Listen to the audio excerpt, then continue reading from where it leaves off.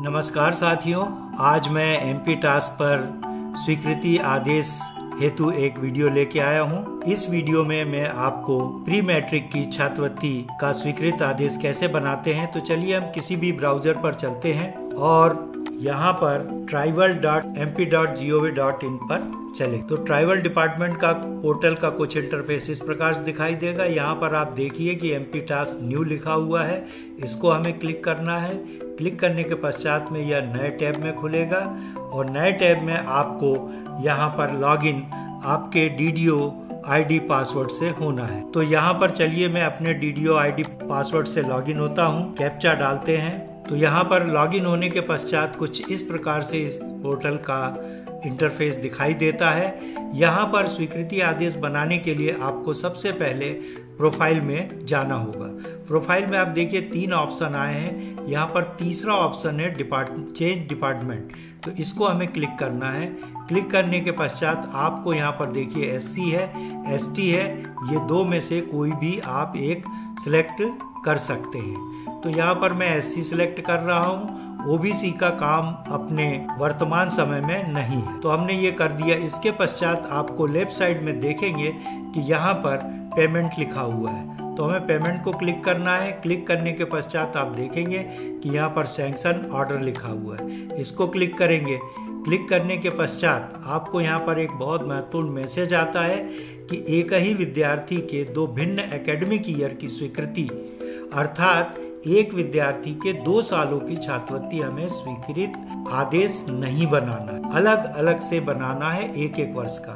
और दूसरा महत्वपूर्ण मैसेज यहाँ पर यह दिया है कि पीएमएफएस का आप 50 लाख से अधिक का स्वीकृति आदेश नहीं बनाएंगे। तो यहाँ पर आप ओके कर दीजिए। तो चलिए हम यहाँ पर योजना कोड देखते हैं। तो यहाँ पर योजना कोड है प्री मैट्रिक SC 9-10। जैसा कि मैंने पहले भी बताया कि आपको प्री मैट्रिक का यहाँ पर आपको स्वीकृति आदेश बनाना है। तो यहाँ पर हम जमा करेंगे। जमा करने के पश्चात यहाँ पर योजना का नाम बाय डिफॉल्ट सिलेक्ट है। इसके बाद में यहाँ पर सिलेक्ट अकाउंट टाइप, तो यहाँ PFMS। फिर इसके पश्चात आपको HOA बजट लाइन आता है। बजट लाइन में यहाँ पे मैं आपको बता दूं कि इन 2 बजट लाइन में से पहली वाली बजट लाइन जो है इसके अंतर्गत बंटन उपलब्ध है। आप पहले चेक कर लें, उसके बाद इसको सिलेक्ट करें। तो ये मैंने सिलेक्ट कर लिया। फिर इसके बाद स्वीकृति देना है, तो ये मैंने स्वीकृति दे दी। इसके पश्चात स्थिति पेंडिंग है। फिर यहाँ पे एकेडमिक ईयर सेलेक्ट करना है, तो 2022-23। फिर इसके पश्चात हम खोजेंगे।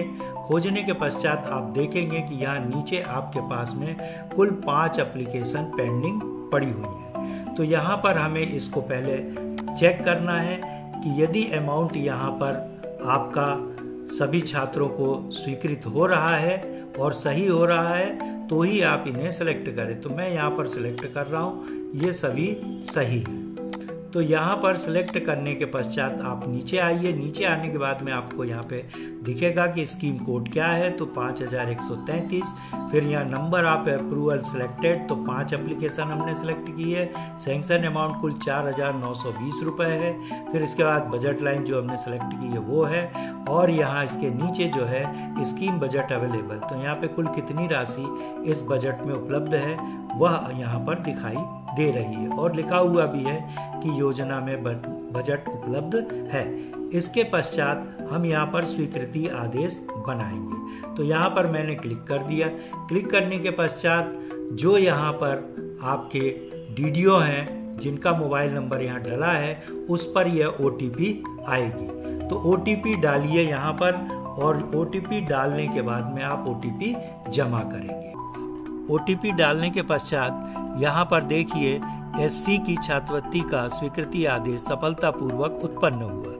तो हम यहाँ पर इस प्रकार से स्वीकृति आदेश बना सकते हैं। इसके पश्चात आप ST का सफलतापूर्वक आदेश बनाएं। यदि यह मेरा वीडियो आपके काम का है और आपके लिए उपयोगी है तो आप लाइक करें, कमेंट्स करें, दोस्तों में शेयर करें, और मेरे चैनल पे आप अभी नए हैं या अभी तक सब्सक्राइब नहीं किया है तो प्लीज़ सब्सक्राइब अवश्य करें। बहुत बहुत धन्यवाद।